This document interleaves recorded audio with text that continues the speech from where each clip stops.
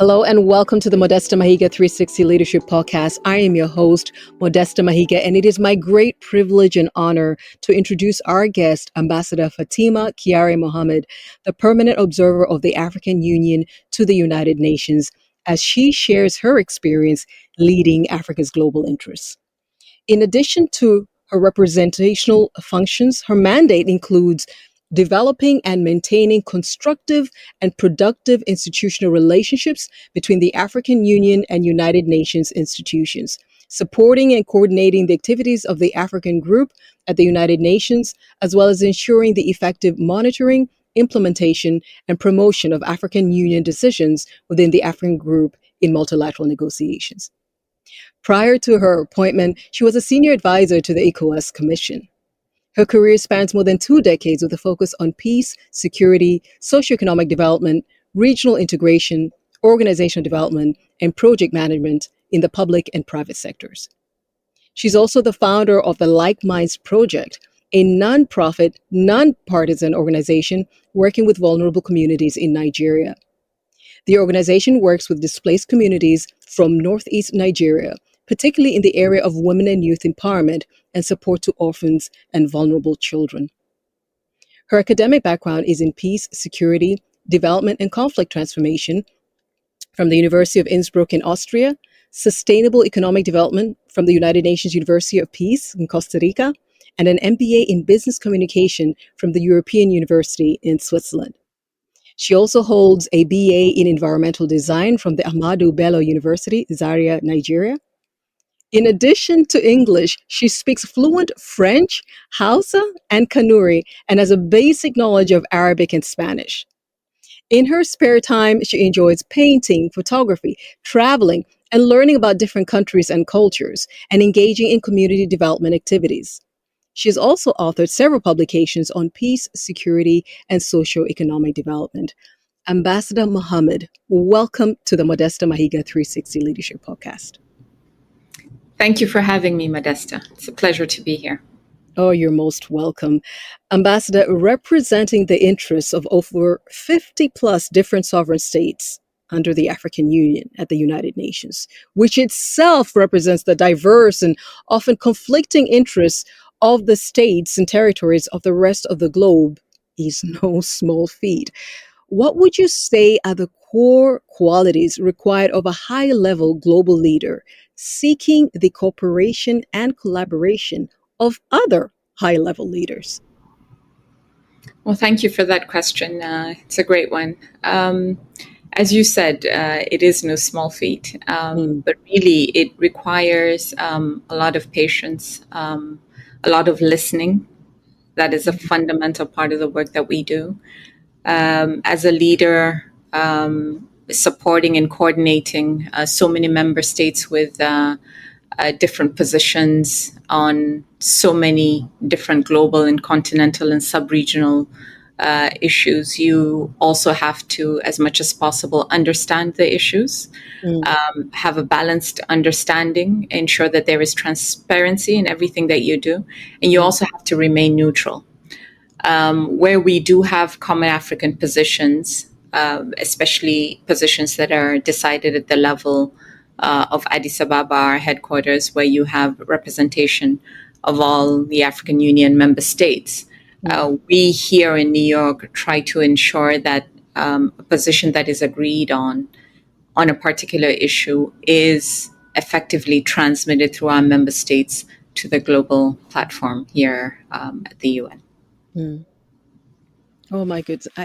I wonder, I heard you speak about listening and the neutrality of position that you need to take.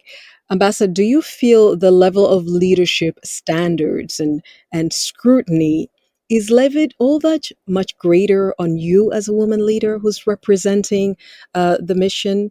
And how does this influence the way you lead?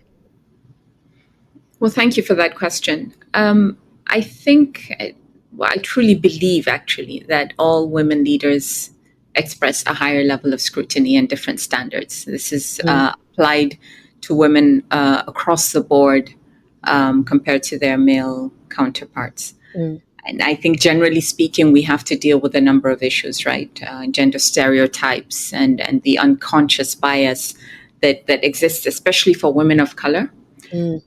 Society tends to hold different expectations for men and women in leadership roles. And there are times when women are expected to demonstrate certain traits, right, that we believe are natural to women, such as empathy or collaboration or, building consensus automatically because of our natural role, while men are perceived to be kind of more assertive and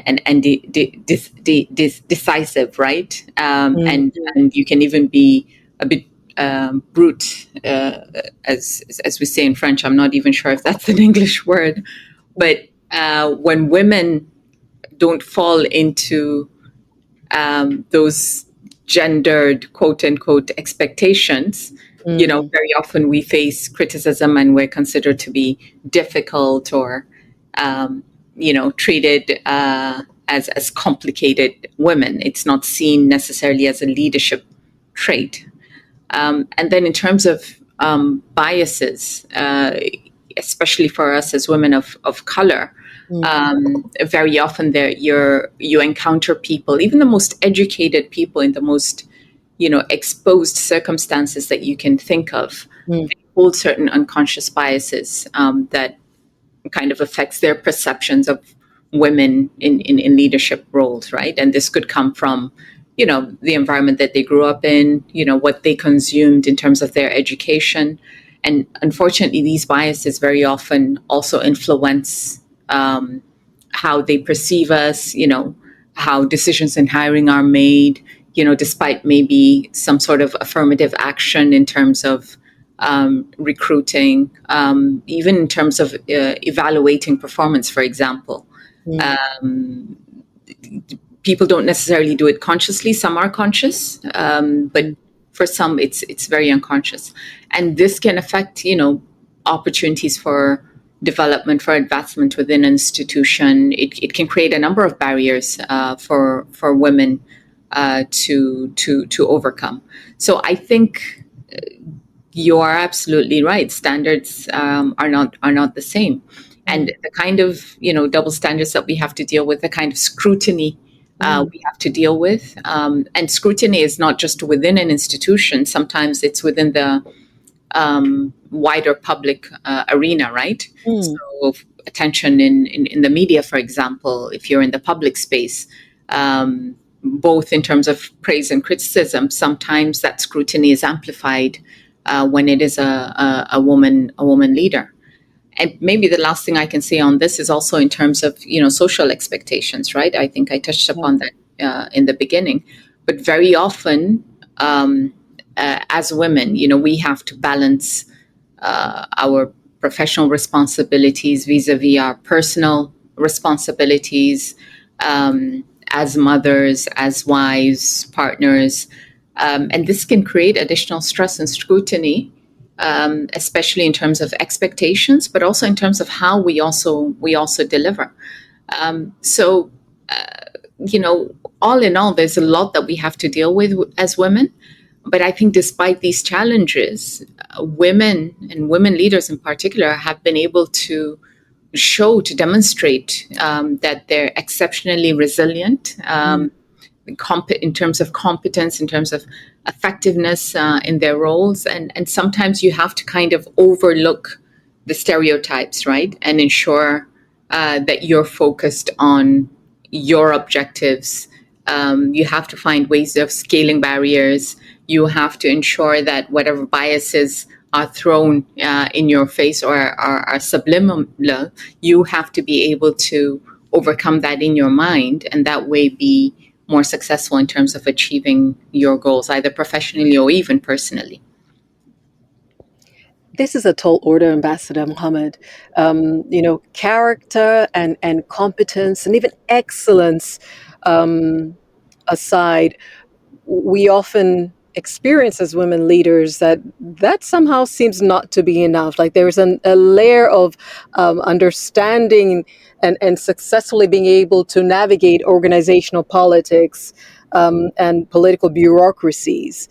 What mentorship advice on navigating organizational politics and political bureaucracies can you give women leaders aspiring to advance into global leadership positions?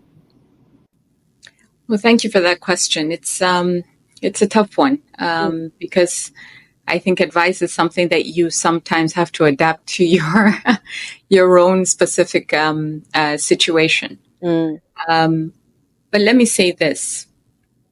So, have you ever heard of the glass cliff theory? Glass cliff, no. Yeah. Okay, so you know the glass ceiling theory, Yes, right? Which yes. refers to kind of like specific barriers that women have to face in attempting to reach higher levels of leadership and being able to scale those barriers, right? Yes. But the glass cliff theory refers more to kind of like the reality that women face when they're placed in more senior levels of position, but very often in negative circumstances. Okay? So you find situations where women candidates are put in a leadership position where you potentially have a male candidate that has failed. The circumstances are extreme. So it could be in the private sector, CEO position where literally the company is going down. It could be in a political situation where there's a major crisis. And then very often women are targeted to be put in this position of power and influence, which we may see as an opportunity, right? But actually it's placing us in a situation where we're most likely being set for failure.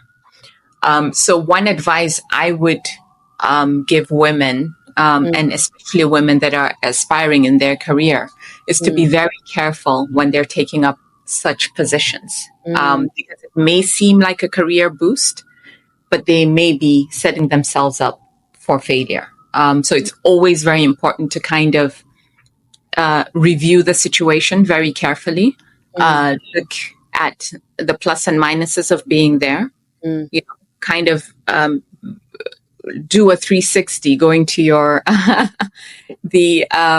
your podcast theme. Really do a 360 before going into such positions, because sometimes you are actually being set up for failure. And then, you know, the finger pointing comes in. Well, you know, how do you expect a woman to achieve this, whatever? And then the blame is put on you without necessarily the circumstance being assessed, you know, with the circumstance under which you came in being taken into consideration. That's valuable. That is, and I think because of the work that I do, that I'm in executive coaching and I'm in business management consulting, and so I'm on LinkedIn a lot, and the number of failures, supposed failures, maybe quote unquote, that I have seen on LinkedIn, in maybe the Fortune 500, senior women of color, especially in diversity, equity, and inclusion. After COVID, and there were a lot of promotions and hiring of women of color in senior leadership, and you wonder, how can there suddenly just be a wave of women of color not doing well across the board? And many of them could well have been, you were set up so that then you could point a finger and say, so much for appointing women, or so much for inclusion and having women of color. Tell me, Ambassador, do you think then the day will come when we have gender parity? And what would it take to actually get there? Well, gender parity is something that, I think we need to be clear about definitions between parity, equality, and equity when it comes to gender, right? They're obviously concepts that are related, Mm-hmm. but I also think that they have very distinct meanings. So Okay. for me, I am a proponent of gender equity, Mm-hmm. and I'll explain.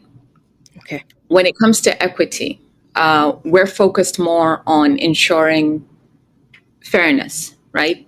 Mm-hmm. Justice, Mm-hmm. ensuring that whatever systemic barriers exist for women um, that may disadvantage women, for example, that we are able to break down those barriers, and that whatever inequalities exist should not affect an individual based on their gender.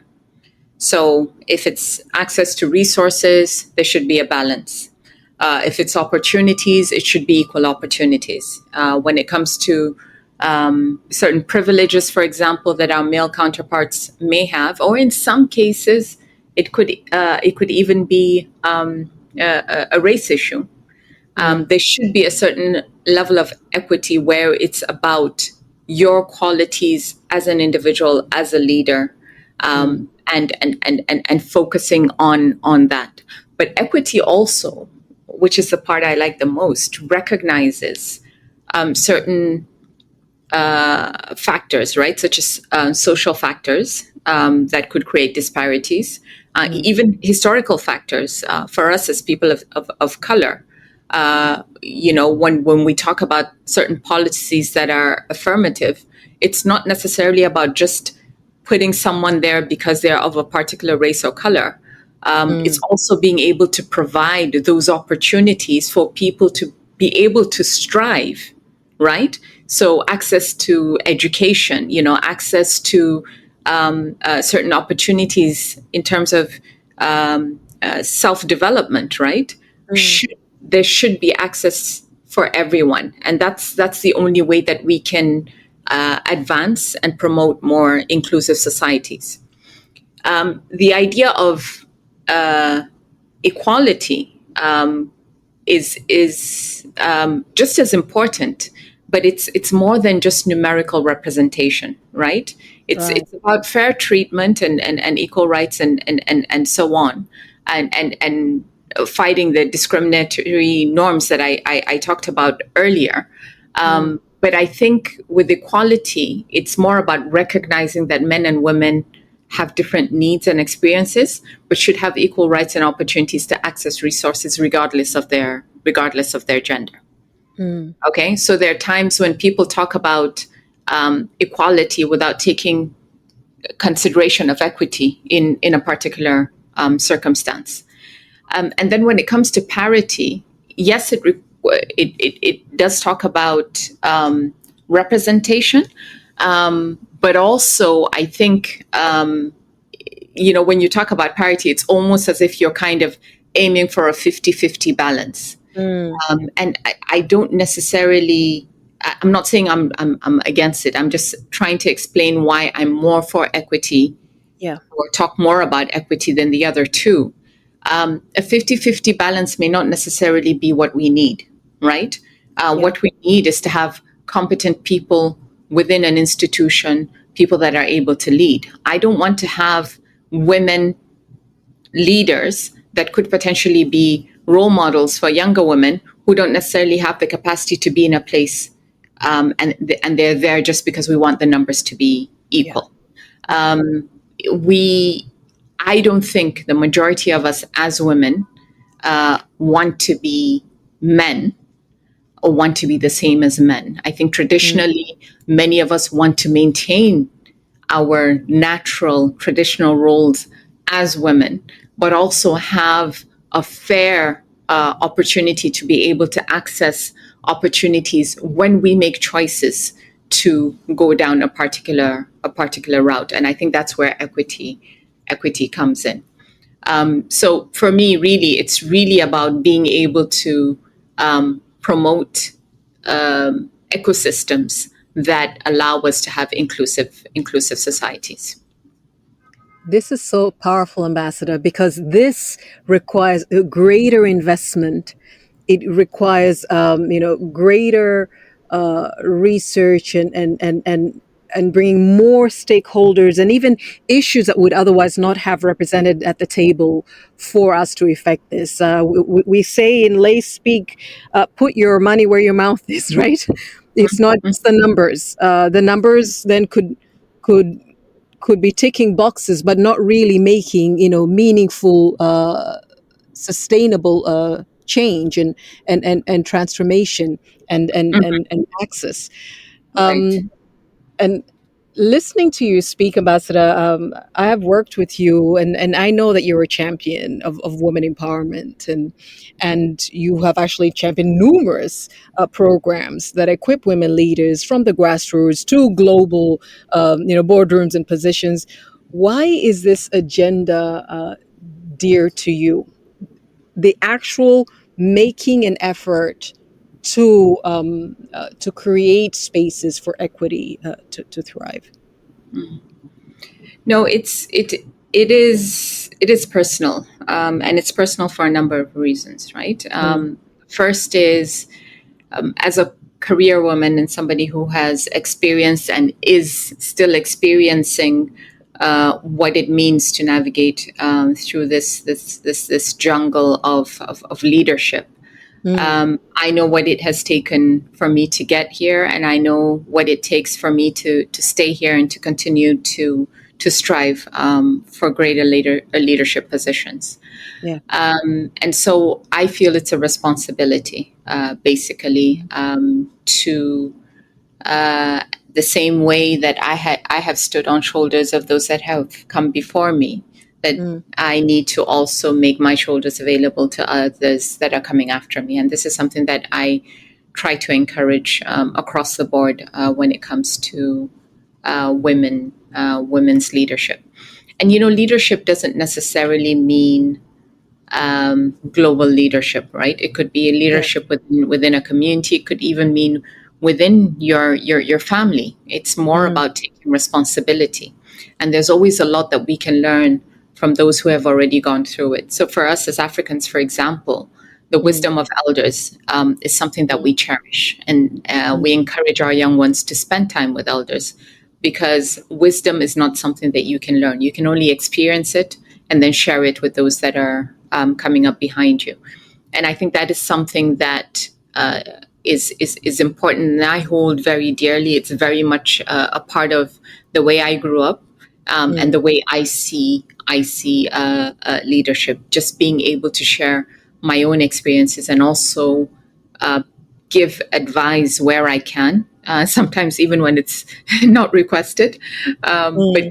give advice where I can, and also learn from those that have come before me. And just a last point that I'd like to make, just mentioning grassroots, and in the introduction you mentioned my nonprofit organization. Maybe I can share with you Yes, why I please. set it up. Mm, So what had happened basically was, when I moved back home after having finished my studies, and worked for a few years, I chose to move back home because I felt there was a lot more that I could do in terms of contributing to my country and to my continent. That has always been my motivation. mm, And while working within the policy realm, um, I always felt that there was something missing in terms of working with people.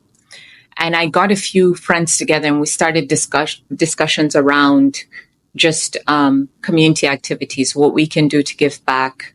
And this thing just ended up exploding, where there was so many volunteers that just mm, wanted to give back to the community, without necessarily having an organization or whatever, but just having someone provide that framework and the mm, opportunities for them to just come out and, I don't know, do, visit orphans, or, provide resources for less privileged or vulnerable communities, where they can build their capacity and have some sort of a source of income. And I mm, realized that in my 9 to 5, when I sit in the office, we have all these fantastic policies in place. But those policies don't necessarily translate down to the grassroots, because when you go down to the grassroots, they have no idea what you're talking about when it comes to policies. There's no translation in real time of how these policies can immediately affect communities, and policy making is more of a kind of long-term vision, but there's so much more that goes in terms of work to actually ensure that it's implemented, and it actually affects people positively. So for me, it was about bridging the gap between policy and people. And I found a fulfillment, right, that a 9 to 5 would never give me. And this is why I eventually decided to register it as a nonprofit and to continue to work with vulnerable communities. So finding balance, not only in your personal life, but also in what you want to achieve, is very important. And for me, setting up this nonprofit was very much the balance that I needed. So it's not just about supporting potential women leaders that will eventually become global leaders. It's also about supporting women leaders at grassroots level to be able to meet their own objectives wherever they are across the board. This is phenomenal. I love how your two responses both on, look, it's grassroots, and it could be global leadership, and it is whatever format, right, in whatever context that you can make a difference to empower other women leaders. And I think sometimes we get caught up in the formalities of it and the structuring of something. And you say sometimes, I'll just find someone and give them unsolicited advice, because I see potential in them. Sometimes it's got to do with them being a leader in their community, in their home. And I think this really makes it alive and organic, and we're doing life together. I see you as a woman. You want to do something with your life. You want to have impact, whatever level you're at. You're able to do that. And what I can say, and I just don't know if this is going to be politically correct given your position, is that you do this shamelessly. I feel, having been exposed to you, right? You look for opportunities. You don't have to wait that it's a formal program, then it's been structured, and whatever opportunities you find, Ambassador, I found that you seize them to make a difference in other people's lives. And I'm so grateful that you say, look, I'm African and I understand the elders that have gone before me, their shoulders that I stood on, and I must make my shoulders available. So thank you so much for doing that. I feel that you've done that for many of us, and that's just, it's wonderful to see that whether formal or not, you take it on as a personal responsibility. So my next question then is, because I know you're a person who would willingly do this, how have you leveraged your current position of power and influence to level the playing field for current and future generations of women leaders, wherever they find themselves? So I would say, just building on what I already said before, I have, as much as possible, tried to use this platform that I have to raise awareness, to begin with, on issues concerning women.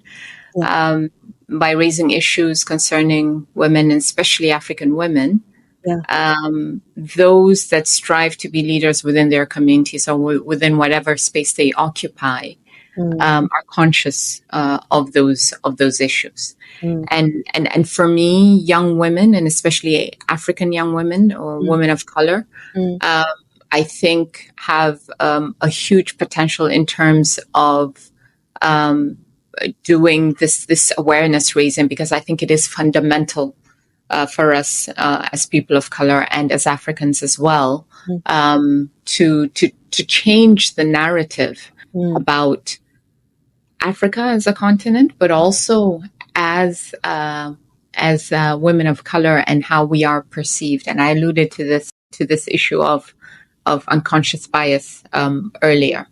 I've also tried to use it as much as possible to mobilize support for initiatives, and sometimes it could just be, something like this, agreeing to do a podcast with Modesta to help support this initiative, which I think is great, because, information is key, using these various technology and media platforms to kind of promote a lot of our issues is fundamental, and giving a voice, to people. It's fundamental for driving positive change on issues concerning women, positive change in terms of perceptions, positive change in terms of just encouraging young women to contribute, particularly to the greater gender equity and empowerment that we're seeking for. So really, I take advantage where I can, and I take advantage to use the platform that I have to do what I can as much as possible. And we're ever grateful for that. Thank you for being so open and forthcoming and ready to do that for us. So, gender equity and women empowerment as agenda for you, that there is no question about that.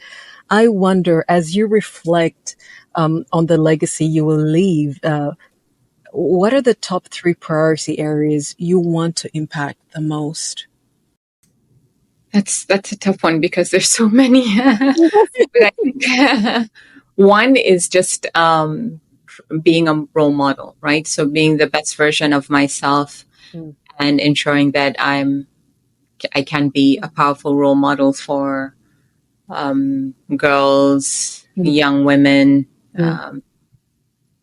boys, trying to inspire them to pursue education. Education is fundamental. It is the cure for so many diseases of our world. In terms of, just pursuing careers and leadership positions, being whether at the community level or other. But I think it's important for those coming up behind us to see women, African women in particular, in positions of a leadership to address many of the stereotypes and biases that I mentioned earlier. So I think that would be number one. Yeah. Number two, I think, would be maybe in terms of the kind of leader. I want to be the best kind of leader possible. A leader that listens, that can listen to diverse viewpoints, for example.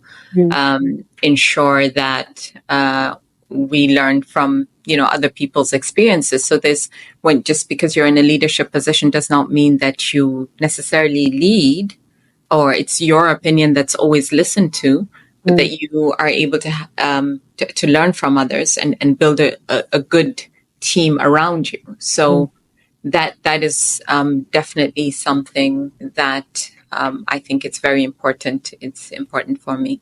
And I think maybe the third one that I could pick among so many others is just being able to change that narrative about Africa that I've talked about.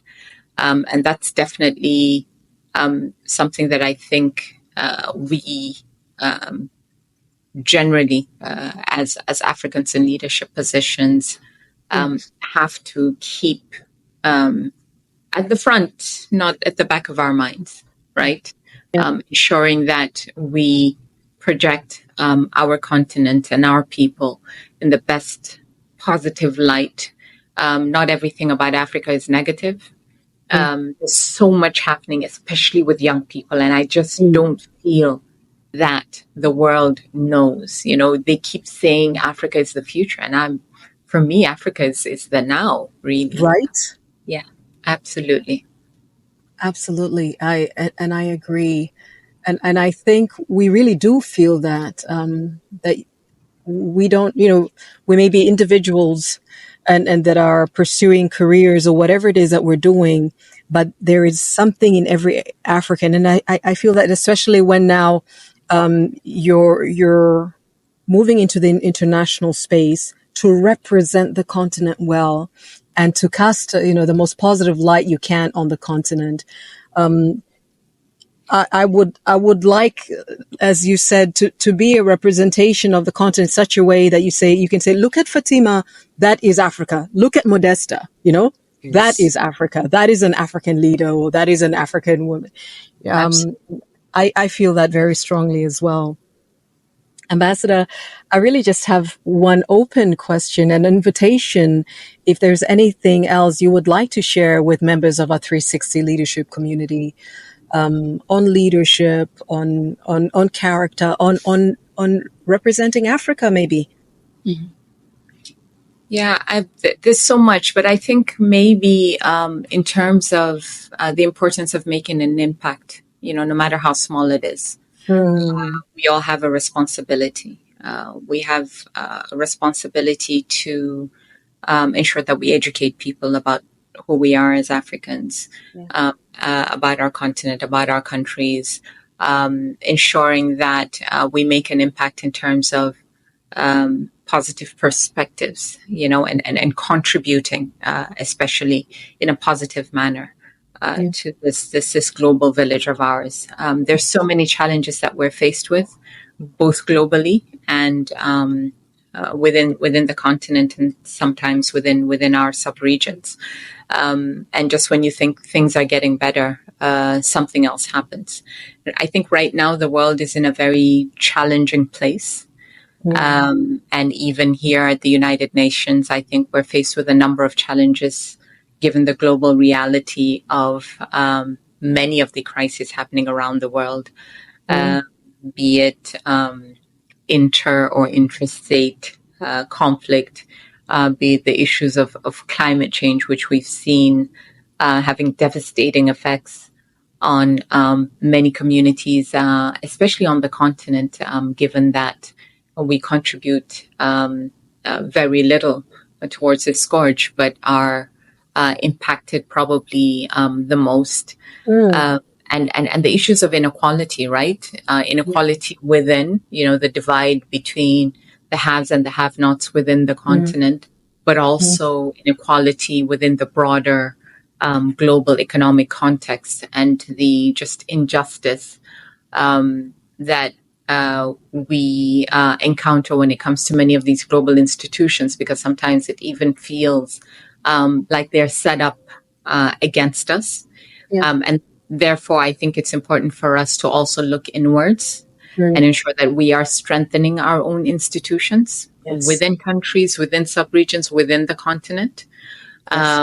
So the African Union is our institution, and we must try our possible best to make sure that it is a strong institution that works for the continent, within our subregions, with our regional economic communities and regional mechanisms, within our countries, when it comes to our national institutions. Strong institutions build strong nations, and strong nations are built by strong individuals, which need to be well educated, have access to health, and have access to equal opportunities. So this would be my message. Making an impact means working towards success. It doesn't just fall on your shoulders, but we have to work for it, and we have to work against the tide that pushes us backwards, as opposed to towards where we need to be. Oh, Ambassador, thank you so very much.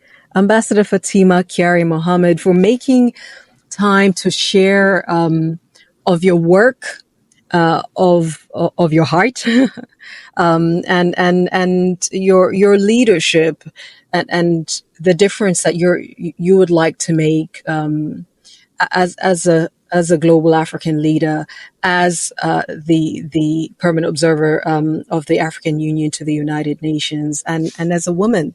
It's been such an honor for me to have you join us on the Modesta Mahiga 360 Leadership Podcast. Now, we often would have people asking about our guests, and I wonder if members would like to connect with you to learn more from you. Where could they reach you? So I'm on a couple of social media platforms. I'm on X, formerly known as Twitter. So you can reach me at FKMohammed1. I'm also on Instagram and Facebook. And you can also just shoot me an email. You can get my email from our website, the AU Observer Mission to the United Nations. So I'm available on any of those platforms, and probably want to take this opportunity as well to thank you, Modesta, for this opportunity to share. And also congratulate you on this great initiative. And I sincerely hope that I've been able to contribute to some of these discussions in terms of women's leadership. But I hope that we will also be able to have other opportunities, both to work together, but also to be able to support young women, African women, and women more broadly, in terms of reaching our full objectives. Thank you. Thank you, Ambassador Mohammed. I look forward to it. Ladies and gentlemen of the 360 leadership community, what a rich and enriching episode. If you haven't already, please subscribe to the Modesta Mahiga 360 Leadership Podcast. Share it, leave a review. Want to leave us a voice note? You can reach us on operations@modestamahiga.com. If you'd like to connect with me one-on-one, I've also shared a link for consultation. And each time I speak about the Global Executive Coaching Program, if you're thinking, Modesta, you talk about 360 leadership, work and life, and how all of these areas relate to each other. I'd like to go through a comprehensive program that helps me grow in my self-leadership, other leadership, organizational industry leadership. What could that look like? Reach out to us on operations@modestamahiga.com and we'll send you the brochure. Until the next episode, thank you so much for being part of our community. And remember, you can only lead others as well as you lead yourself.